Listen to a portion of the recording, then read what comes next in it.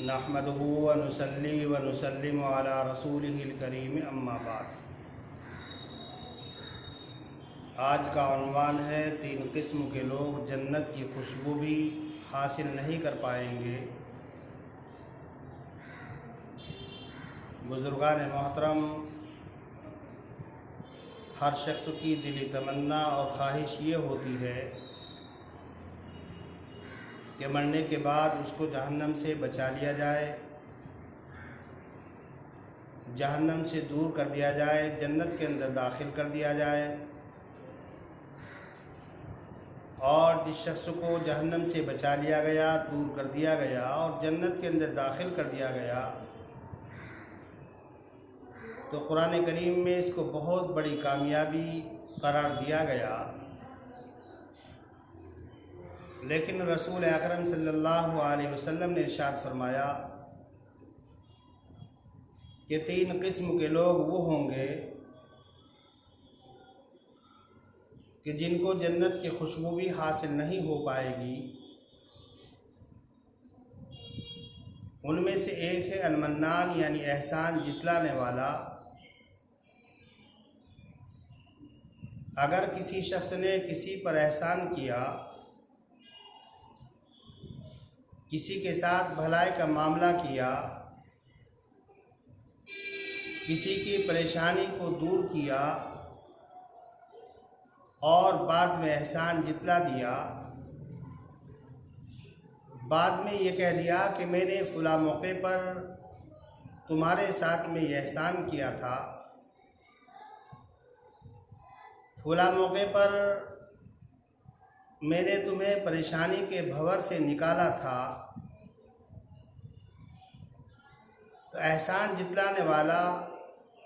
जन्नत में दाखिला तो बहुत दूर की बात है, जन्नत की खुशबू भी एहसान जितलाने वाले तक नहीं पहुंच पाएगी। कुरान करीम में फरमाया गया, या अय्युहल्लज़ीना आमनू ला तुब्तिलू सदक़ातिकुम बिलमन्नि वल अदा कल्लज़ी युनफ़िक़ु मालहु रियाअन नास। ईमान वालो, एहसान जितलाकर अदियत के ज़रिए से अपने सदक़ात को बातिल मत करो। जैसे वो शख्स जो लोगों को दिखलावे के लिए, शोहरत के लिए अपने माल को खर्च करता है। कुरान करीम की इस आयत मुबारका में ये बात वादे की गई कि जिस तरीके से रियाकारी के लिए, दिखलावे के लिए, शोहरत के लिए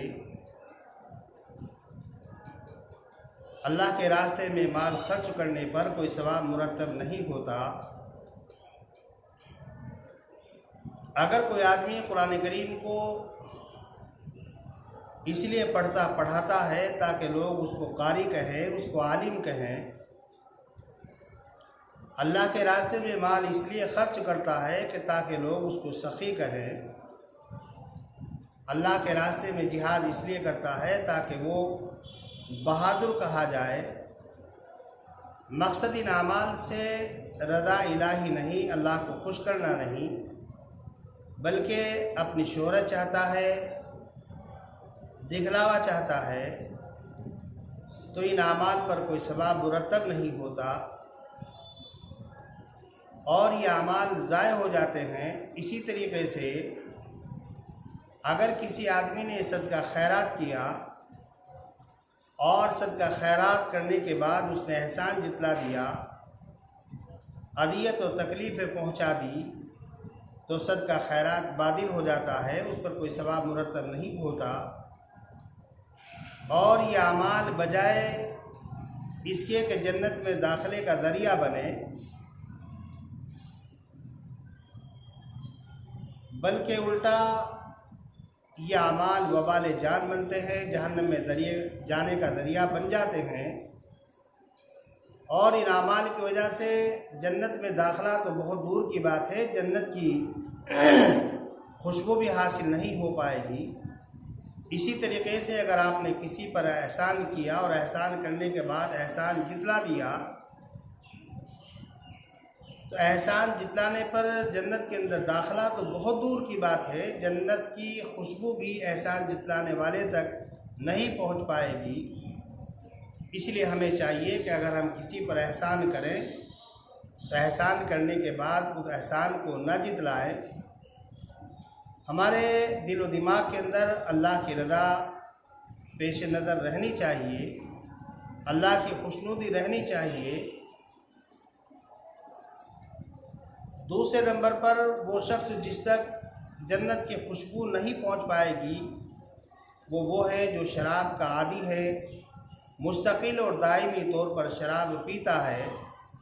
तो रसूल अकरम सल्लल्लाहु अलैहि वसल्लम ने इरशाद फरमाया कि जो शराब का आदी होता है, मुस्तकिल और दायमी तौर पर शराब पीता है, तो ऐसे शख्स तक भी जन्नत की खुशबू नहीं पहुंच पाएगी। बुजुर्गान मोहतरम, शराब पीना जिसको हराम करार दिया गया, शराब पीने को शैतानी अमल, गंदा और नापाक अमल करार दिया गया। शराब पीना जिसकी वजह से इंसान अल्लाह के ज़िक्र से रुक जाता है, नमाज से रुक जाता है। और शराब ही नहीं बल्कि हर वो चीज़ जो नशा पैदा करती है, जो मुस्किरात और मंशियात के कबील से है, और जो चीज़ें नशा पैदा करने वाली होती हैं, नशा लाने वाली होती हैं, हमें चाहिए कि हम ऐसी चीज़ों से ख़ुद भी बचें और अपने बच्चों को भी बचाएं। असर हादिर में, मौजूदा ज़माने में हमारे नौजवान बच्चे मंशियात का और मुस्किरात का बकसरत इस्तेमाल कर रहे हैं, जिनके इस्तेमाल से इंसानी जिस्म के अंदर कमज़ोरी लाहिक हो जाती है, ज़ौफ़ और इज़्ज़ पैदा हो जाता है, और इन चीज़ों के इस्तेमाल से हमारी अक़ल ज़ाय और बर्बाद हो जाती है, और इंसान नहीं रहता, बल्कि इन चीज़ों को इस्तेमाल करने से इंसान हैवान बन जाता है, बहीयमत के दर्जे तक पहुंच जाता है।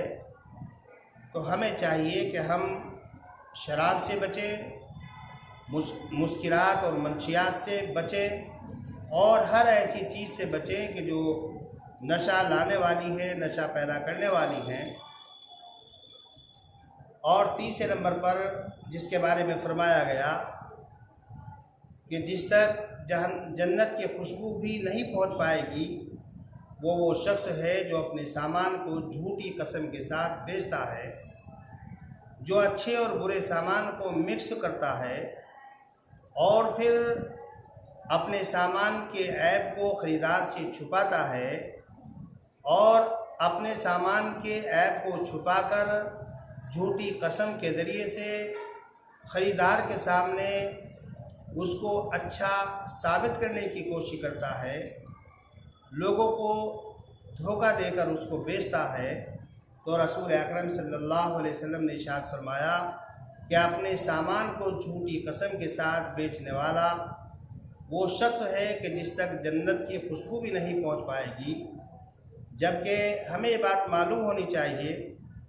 कि जो आदमी तिजारत करता है, जो आदमी ताजिर होता है, और ताजिर भी सच्चा हो, अमानतदार, दियानतदार हो, तो रसूल अकरम सल्लल्लाहु अलैहि वसल्लम ने इरशाद फरमाया कि ऐसा ताजिर नबियों के साथ, सिद्दीक़ों के साथ, शुहदा के साथ और सालिहीन के साथ होगा। बुजुर्गान मोहतरम,